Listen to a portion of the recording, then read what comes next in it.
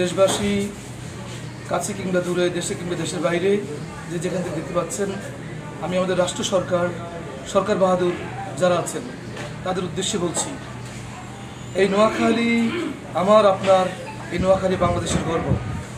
বাংলাদেশের স্বাধীনতার সময় এই নোয়াখালীর সর্বোচ্চ ভূমিকা ছিল এবং এটি স্বীকার করেছেন যুগ যুগ ধরে সবাই। কিন্তু সেদিক চিন্তা করে নোয়াখালীর সাথে অনেকটা অন্যায় করা হয়েছে। নোয়াখালীর এখন পর্যন্ত নোয়াখালীকে উন্নয়নমূলক খুব একটা ভালো কাজ করা হয় নাই। রাষ্ট্রের অবকাঠামো বড় বড় পর্যায়ে নোয়াখালীর লোকজন এখনও আছেন, পূর্বেও ছিলেন। আমরা দীর্ঘদিন থেকে বঞ্চিত, যার কারণে আমাদের ধৈর্য এবং সহ্য দুটি আমরা ভাত ভেঙে ফেলেছি। এখন আমাদের একটাই দাবি, একটাই চাওয়া, নোয়াখালী বিভাগ চাই। পদ্মা সেতু, মেট্রো রেল এবং এলিভেটেড এক্সপ্রেসওয়ে নির্মাণের গর্বিত অংশীদার বসুন্ধরা সিমেন্ট। আমাদের নোয়াখালীর পরে যে সকল জেলার জন্ম হয়েছে, সে সকল জেলা বিভাগ পেয়েছে, সে সকল জেলা অন্যান্য দিক দিয়ে অনেক উন্নয়ন হয়েছে, কিন্তু আমাদেরকে উন্নয়ন করেন নাই। এখন যদি আমাদেরকে বলেন যে আপনাদের এটা নাই, আপনাদেরকে বিভাগ কীভাবে দেব, কেন দেন নাই? আমাদেরকে কেন অন্য জেলার উপর ডিপেন্ডেবল করে রেখেছেন? আমাদেরকে কেন বিভিন্ন কিছুই থেকে বঞ্চিত করেছেন? আমাদের এক লক্ষ্য, এক দাবি, এখন আমরা অনতিবিলম্বে নোয়াখালীকে বিভাগ ঘোষণা চাই।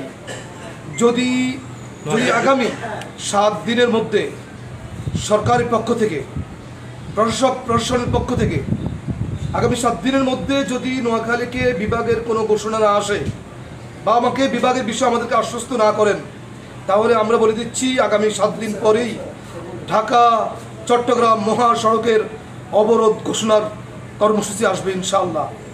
এবং তারই লক্ষ্যে আগামী 11 অক্টোবর ঢাকা প্রেস ক্লাবে লক্ষ লক্ষ জনতার মহাসমাবেশ হবে, সাংবাদিক সম্মেলন হবে এবং বিভিন্ন কর্মসূচি ঘোষণা করা হবে। আমি শুধু একটাই বলবো, একটু বাংলাদেশের অন্যান্য জেলার সাথে নোয়াখালীকে কম্পিটিশন করে দেখুন। নোয়াখালী প্রতিটি জায়গায় বাংলাদেশটাকে নেতৃত্ব দিচ্ছে।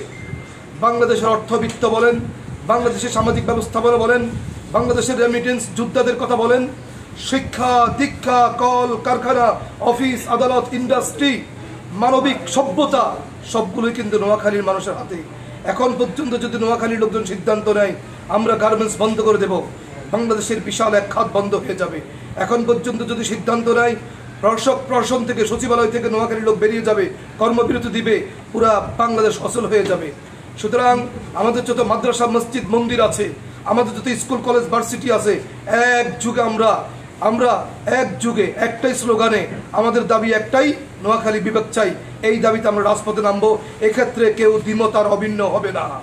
সুতরাং আমি আবার বলছি, আগামী 7 দিনের মধ্যে যদি নোয়াখালীকে বিভাগের ঘোষণা না দেওয়া হয়, তো মনে রাখবেন সরকার বাহাদুর আবারও কিন্তু এসে দেশে আরেকটা বৈষম্য আন্দোলন চালু হবে। ঢাকা চট্টগ্রাম মহাসড়ক অবরোধ ঘোষণার ডাক আসবে ইনশাআল্লাহ।